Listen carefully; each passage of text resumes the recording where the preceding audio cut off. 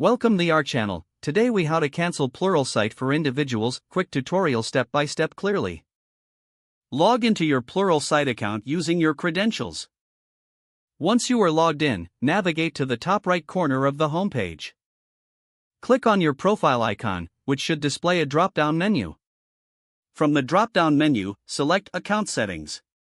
You will be directed to your account settings page. Look for the Billing tab located in the left sidebar. Click on the Billing tab to view your subscription details. Scroll down to find the section labeled Manage Subscription. In this section, locate the option to cancel subscription. Click on the Cancel Subscription link. A pop-up window will appear asking you to confirm your decision. Read the information provided in the pop-up carefully.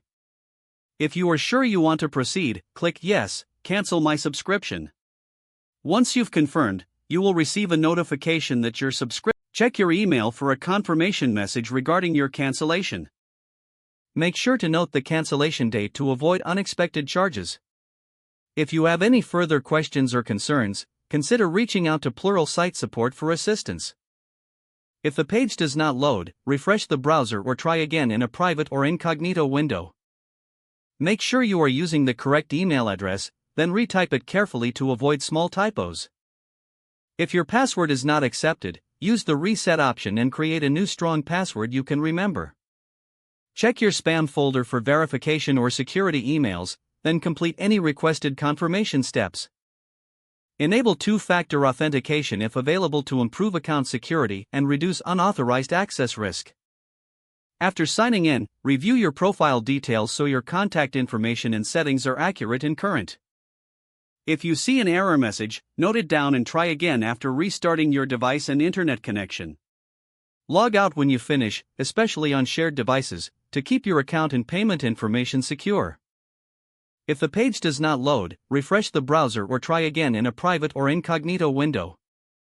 Make sure you are using the correct email address, then retype it carefully to avoid small typos. If your password is not accepted, use the reset option and create a new strong password you can remember. Check your spam folder for verification or security emails, then complete any requested confirmation steps. Enable two-factor authentication if available to improve account security and reduce unauthorized access risk. After signing in, review your profile details so your contact information and settings are accurate and current. If you see an error message, note it down and try again after restarting your device and internet connection. Don't forget to like this video and subscribe to our channel for more step-by-step tech guides.